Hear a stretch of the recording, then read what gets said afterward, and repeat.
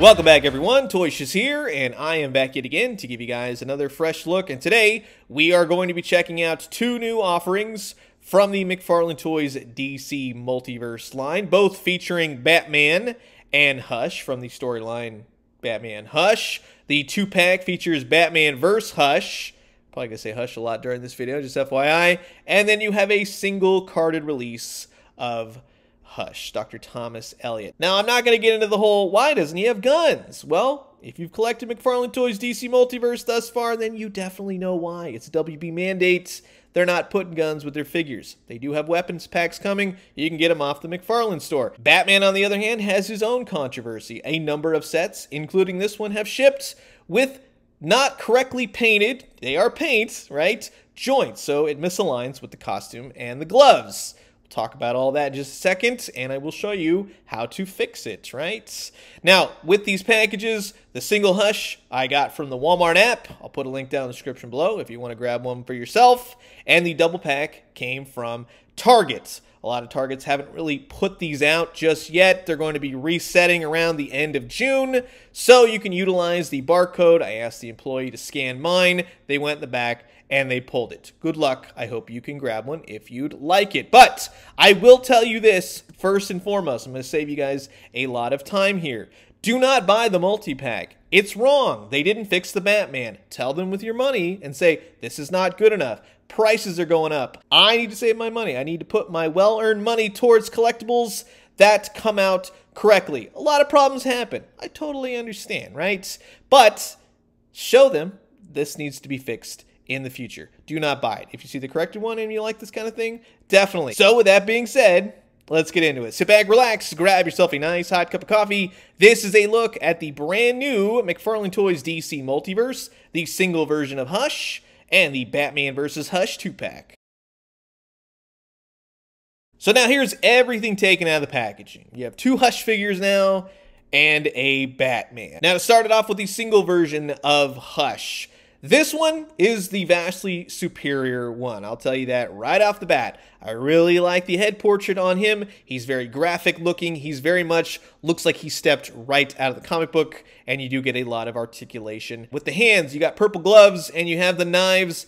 The knives are largely whatever. They're painted nicely. They're nothing to write home about. The purple gloves are done well. They look like examination gloves that a doctor would have. The trench coat is very off in color to me. It's very yellow baby poo color, right? Something like that. He does have a lot of articulation in the legs, but the jacket is going to kind of hinder that for the most part. It is split down the middle. You could still use the legs, but I think that this is more of the boring version of Hush. He should have had the open jackets with the whole costume. I'll talk about all that later when I show you the DC Collectibles one. But he does have double joints. He has the old school ball joints. I'd say old school for them, but he is incredibly hard to stand sometimes, and he does have waist swivel as well. Not so much ab articulation, double jointed elbows, wrists. It's the old ball joints that they used, and it's really difficult now to go back to that, especially since I was looking forward to this Hush figure. You can get his arms all the way down for the most part, so he looks good just kind of standing there, but it's kind of a boring figure, like I said. The same thing with the one that comes with the duo pack, right? And I'll tell you, I like the single pack's head sculpt better. I do like that this one is yelling, right? They both have his mother's green ring on a necklace around, which to me is, yes, it's very much the new take on Hush, Thomas Elliot. Who's ever under the mask at this point? God, it's really confusing. It's like maximum clonage.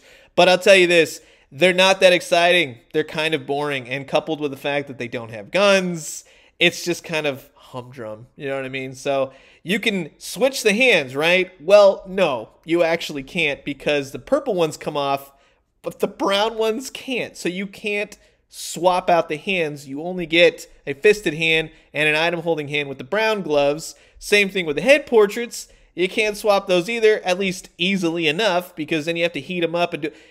If we know by now, if we collect Multiverse, McFarlane Toys, they're not exactly designed to swap heads. So you could totally do it, but it starts going into the customization realm at that point. Now, for the good stuff, right? I really like the base that these two figures come with. It's more of a broken down graveyard scene. We've seen that before with the Batman Year 2 figure, but it very much is a different scenario. It could have used just a little bit more paint. It's very hollow. There's not much to it, of course, on the bottom, but it works, especially with this. This is single-handedly my favorite thing out of the box. Here lies Jason Todd, and it simply just fits right in there. It pegs in, nice, snug, secure. You got a gravestone, Jason Todd. That's my favorite thing ever in this box. It's very well done, and it photographs nicely, and get old Jason Todd going right next to it. Now, another accessory in the box is a shovel, and I'm not going to say it's a bad shovel. It's an odd shovel.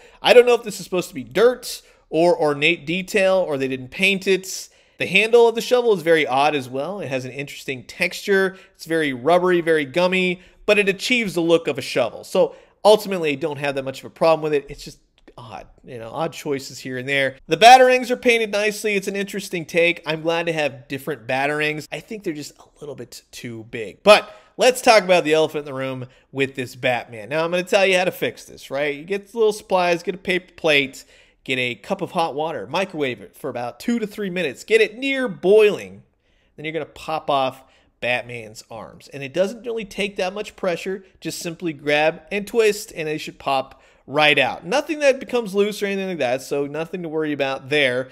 Dunk it in the hot water for about 35-45 seconds, or until it gets very spaghetti loosey, right?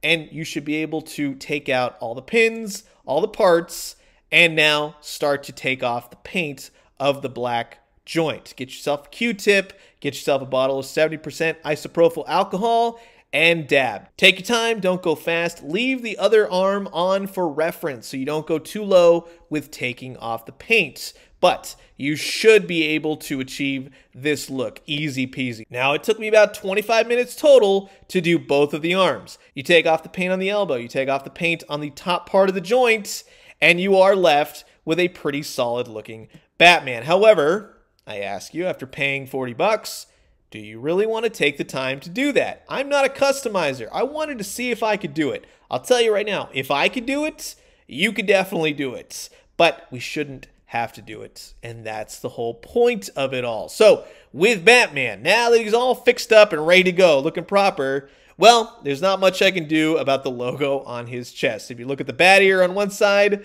it's warped. I can't win with this set, I'm telling you right now. But the Batman, if everything was perfect, everything wasn't just a mishigash of like weird circumstances, it's a pretty solid looking Batman. And I absolutely love the head portrait on him. I think that's one of the finest looking Batman head portraits that's ever been crafted. It's great. I love the gritty teeth, the mouth. He's yelling, he's upset. That's a cool Batman. It's different, and I'm glad it's not just a vanilla pose. Now, with the articulation, it does all the articulation that you know and love. It's got the bicep swivel, double jointed elbows. Like the Hush figure are the old school wrists. Now, right here, you can take off all the paint just to show you. I didn't, but because it's on the back side of the figure, ultimately, I didn't care anymore. I got it off on the front.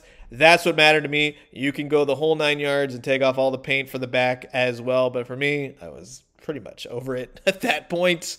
Now, with the ab crunch, there isn't much of any. He will twist at the abs and he will twist at the waist. The legs kick out, no problem. He's got double jointed knees. Nothing at the boot, nothing swivels, and he has the old school joints again, which makes him incredibly hard to stand, along with a really thick, awesome cape. It's awesome, but it makes him so back heavy. But when you do get to posing these guys on your shelf, well, yeah, it is cool, right? To have Batman getting ready to throw a batarang. It looks good. After fixing him, after having to do all this, yeah, hopefully we have some good stuff to talk about. So if you fix him, if you want to go that route, it's really not a bad looking Batman, not a bad Batman at all, but he's just really hard to stand at this point. Same thing with Hush. He only comes with one open hand. He's got a fisted hand, no extra hands. He can hold the shovel with one hand, sure, no problem.